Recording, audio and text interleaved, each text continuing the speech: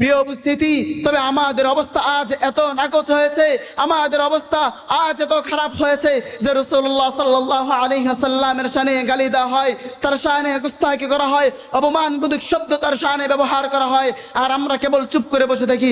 অথচ আমাদের ইমাম মালিক রাহমাতুল্লাহি আলাইহিকে জিজ্ঞাসা করা হলো, ও ইমাম মালিক, রাসূলুল্লাহ সাল্লাল্লাহু আলাইহি ওয়াসাল্লামকে গালি দেওয়া হয়েছে, একজন শাতিম পাওয়া গেছে, তার জন্য বিচার কি? তখন রাসূল সাল্লাল্লাহু আলাইহি ওয়াসাল্লামের ব্যাপারে এই কথা শুনে তিনি বললেন, আরে রাখো বিচার, রাখো তোমার ফতোয়া, আমাকে এই কথা আগে বোঝাও যে রাসূলের শানে গালি দেয়, রাসূলের শানে গুস্তাখি করে এই উম্মত বেঁচে থেকে করেটা কি? প্রিয় উপস্থিতি, তখন তিনি এমন এক ফতোয়া দিলেন যা ইতিহাসের পাতায় স্বর্ণাক্ষরে লেখা থাকবে। তিনি বলেন, মান শাতামাল আম্বিয়া সুম্মা কুতিলা, শুধু মুহাম্মদ সাল্লাল্লাহু আলাইহি ওয়াসাল্লাম নয়, আদম আলাইহিস সালাম থেকে নিয়ে যত রাসূল এই জমিনের মধ্যে এসেছেন, সমস্ত রাসূলের শানে যদি কেউ গুস্তাখি করে, সমস্ত রাসূলের শানে যদি কেউ অপমানবোধক শব্দ ব্যবহার করে, তাহলে কুতিলা, তাকে হত্যা করতে হবে। নাহমাদুহু ওয়া নুসাল্লি আলা রাসূলিহিল কারীম, আম্মা বা'দ। أعوذ بالله من الشيطان الرجيم. بسم الله الرحمن الرحيم. وما أرسلناك إلا رحمة للعالمين. صدق الله العظيم. وقال رسول الله صلى الله عليه وسلم, بعثت لأتم مكارم الأخلاق. অধ্যকার আয়োজিত তাশরিদে নওয়াজ ইসলামিয়া মাদ্রাসার ছাত্র পাঠাগার কর্তৃক সাপ্তাহিক বক্তৃতা সেমিনারে উপস্থিত মাতার তাজ মুহতারাম উস্তাজ, পাঠাগার পরিচালক এবং আমার বন্ধুবর তালেবে আলেম ভাইয়েরা, সকলকে জানাচ্ছি আমার পক্ষ থেকে আন্তরিক মোবারকবাদ। প্রিয় ছাত্র ভাইয়েরা, পাঠাগার কর্তৃক এই সপ্তাহে বিষয়বস্তু সকলের জন্য উন্মুক্ত করে দেওয়ায় আমি আমার নিজের জন্য বিষয়বস্তু হিসাবে নিয়েছি রাসূল সাল্লাল্লাহু আলাইহি ওয়াসাল্লাম কেমন ছিলেন এবং রাসূল সাল্লাল্লাহু আলাইহি ওয়াসাল্লামের অপমানকারীদের প্রতি এই উম্মতের দায়িত্ব। ইনশাআল্লাহ আল্লাহ তাআলা চাহেন তো এই বিষয়ের উপর আলোচনা করার চেষ্টা করব সংক্ষিপ্ত সময়ের মধ্যে। প্রিয় উপস্থিতি, রাসূল সাল্লাল্লাহু আলাইহি ওয়াসাল্লাম কেমন ছিলেন? রাসূল সাল্লাল্লাহু আলাইহি ওয়াসাল্লাম ছিলেন ওই মহামানব যার আগমনের পূর্বে এই জমিনের মধ্যে মারামারি, হানাহানি, খুনোখুনি, রক্তারক্তি বিস্তৃত লাভ করেছিল এবং তার জন্মের পর তিনি তার নিষ্পত্তি করেন। রাসূল সাল্লাল্লাহু আলাইহি ওয়াসাল্লাম ছিলেন ওই মহামানব যার দুনিয়াতে আগমনের পূর্বে এই জমিনের মধ্যে কন্যা সন্তানদেরকে জীবন্ত মাটিতে পুঁতে ফেলা হতো এবং তিনি তার জীবদ্দশায় এই কুসংস্কারকে মাটির মধ্যে মিশিয়ে দিয়েছেন।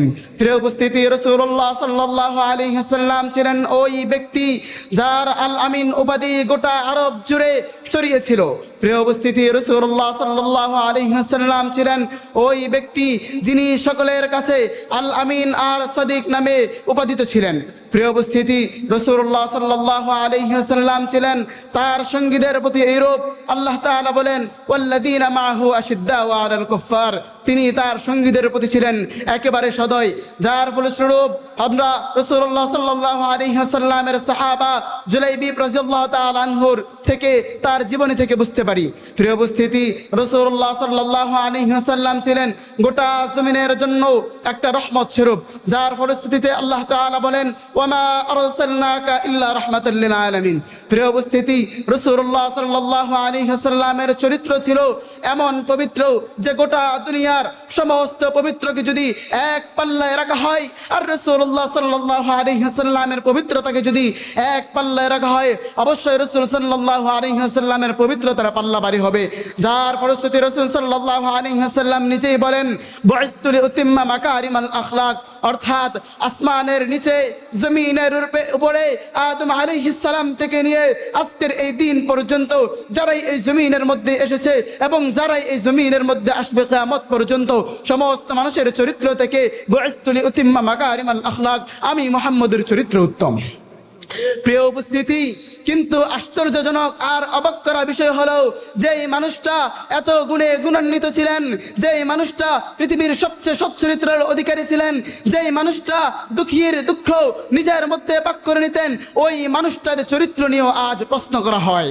প্রিয় উপস্থিতি, শুধু এইখানেই শেষ নয়, তার শানে গুস্তাখি করাই শেষ নয়, তার ইজ্জতের শানে অপমানবোধক শব্দ করাই শেষ নয়, বরং তারা একথা বুক ফুলে বলে যে এই দেশ হচ্ছে গণতান্ত্রিক দেশ, সুতরাং এই দেশে আমার মত প্রকাশের স্বাধীনতা আছে।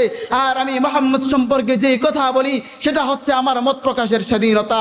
ও বন্ধুরা আমার, আজকের এই মজলিস থেকে আমিও স্পষ্ট বার্তা দিতে চাই, রাসূলুল্লাহ সাল্লাল্লাহু আলাইহি ওয়াসাল্লামের শানে গোস্তাকি করা যদি তাদের বাক স্বাধীনতার অর্থ হয়, তোমাদেরকে মনে রাখতে হবে এটা হচ্ছে মুসলিমবঙ্গ। এই ভূমি মুসলিমদের। আল্লাহ তাআলা আমাদেরকে ধর্মীয় স্বাধীনতা দিয়েছেন। রসুলের শানে তার ইজ্জতে অপমানবোধক শব্দ করা তোমাদের বাক স্বাধীনতা হলেও এই মজলিস সাক্ষী, আসমান সাক্ষী, জমিন সাক্ষী, তোরাও সাক্ষী থাক। তোদেরকে এই জমিন থেকে বিদায় করে দেওয়া, জাহান্নামের লাকড়িতে পরিণত করা আমাদেরও দায়িত্ব। প্রিয় উপস্থিতি, তবে আমাদের অবস্থা আজ এত নাকচ হয়েছে, আমাদের অবস্থা আজ এত খারাপ হয়েছে যে রাসূলুল্লাহ সাল্লাল্লাহু আলাইহি ওয়াসাল্লামের শানে গালি দেওয়া হয়, তার শানে গুস্তাখি করা হয়, অপমানবোধক শব্দ তার শানে ব্যবহার করা হয়, আর আমরা কেবল চুপ করে বসে থাকি। অথচ আমাদের ইমাম মালিক রাহমাতুল্লাহি আলাইহিকে জিজ্ঞাসা করা হলো, ও ইমাম মালিক, রাসূলুল্লাহ সাল্লাল্লাহু আলাইহি ওয়াসাল্লামকে গালি দেওয়া হয়েছে, একজন শাতিম পাওয়া গেছে, তার জন্য বিচার কি? তখন রাসূল সাল্লাল্লাহু আলাইহি ওয়াসাল্লামের ব্যাপারে এই কথা শুনে তিনি বললেন, আরে রাখো বিচার, রাখো তোমার ফতোয়া, আমাকে এই কথা আগে বোঝাও যে রাসূলের শানে গালি দেয়, রাসূলের শানে গুস্তাখি করে এই উম্মত বেঁচে থেকে করেটা কি? প্রিয় উপস্থিতি, তখন তিনি এমন এক ফতোয়া দিলেন যা ইতিহাসের পাতায় স্বর্ণাক্ষরে লেখা থাকবে। তিনি বলেন, মান শাতামাল আম্বিয়া সুম্মা কুতিলা। শুধু মুহাম্মদ সাল্লাল্লাহু আলাইহি ওয়াসাল্লাম নয়, আদম আলাইহিস সালাম থেকে নিয়ে যত রাসূল এই জমিনের মধ্যে এসেছেন, সমস্ত রাসূলের শানে যদি কেউ গুস্তাখি করে, সমস্ত রাসূলের শানে যদি কেউ অপমানবোধক শব্দ ব্যবহার করে, তাহলে কুতিলা, তাকে হত্যা করতে হবে। প্রিয় উপস্থিতি, আমি স্পষ্ট বার্তা দিতে চাই, আমাদের আদি পিতাকে নবী আদম আলাইহিস সালাম, আমাদের জাতি পিতাকে নবী ইব্রাহিম আলাইহিস সালাম, আর আমাদের নবী হচ্ছে সর্বশ্রেষ্ঠ নবী।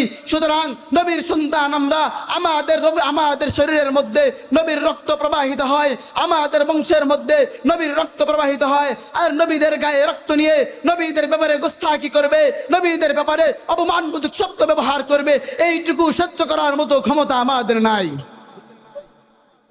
প্রিয় উপস্থিতি, রাসূলুল্লাহ সাল্লাল্লাহু আলাইহি ওয়াসাল্লাম আমাদের প্রতি যে ভালোবাসা দেখিয়েছেন তা তো এমন ছিল যে আমার ইচ্ছা হয়, রাসূল বলেন সাহাবাদেরকে যে আমার ইচ্ছা হয় যে আমি আমার ভাইদের সঙ্গে সাক্ষাৎ করি। সাহাবায়ে কেরাম জিজ্ঞাসা করলেন, ইয়া রাসূলুল্লাহ, আমরাই তো আপনার ভাই, আমরা ছাড়া কারা আছে আপনার ভাই? রাসূল বললেন, তোমরা তো আমার সাহাবা, তোমরা তো আমার সঙ্গী, বরং আমার পরবর্তী সময়ে যারা আসবে, যারা আমাকে পাবে না এবং আমিও যাদেরকে পাবো না, তারাই আমার ভাই। প্রিয় উপস্থিতি, যেই মানুষটা আমাকে ভাই বলেছে 1500 বছর পূর্বে, যেই মানুষটা আমার জন্য চিন্তা করেছে কাল কিয়ামতের ময়দানেও যেই মানুষটা আমার জন্য সিজদা থেকে মাথা উঠাবে না, ওই মানুষটার শানে কেউ গুস্তাখি করবে, ওই মানুষটাকে নিয়ে অপমানবোধক শব্দ ব্যবহার করবে, আর আমরা বসে দেখবো, আমরা চুপটি করে তা শুনতে থাকবো, এইটুকু ধৈর্য আল্লাহ তাআলা আমাদেরকে দেয় নাই। প্রিয় উপস্থিতি, যেমনি ভাবে ভারতের মধ্যে ইলমুদ্দিন রঙ্গিলা রাসূল নামক শাতিমকে হত্যা করেছে, ইনশাআল্লাহ আল্লাহ তাআলা যদি আমাদেরকে কবুল করেন, জমিনের মধ্যে যদি আবার কোন শাতিমের পরিচয় হয়, আবার যদি কোন নাস্তিকরা মাথা চারা দিয়ে ওঠে, তাহলে আবার বালাকট হবে, আবার শাপলা হবে ইনশাআল্লাহ। আল্লাহর রাসূলের জন্য নিজেদের জীবন দিতে রাজি আছেন তো আপনারা? আল্লাহ তাআলা আমাদের সকলকে রাসূল সাল্লাল্লাহু আলাইহি ওয়াসাল্লামের জীবনের জন্য নিজের জীবনকে উৎসর্গ করার তৌফিক দান করুন। আমিন। ওয়া আখিরু দাওয়ানা আলহামদুলিল্লাহি রাব্বিল আলামিন।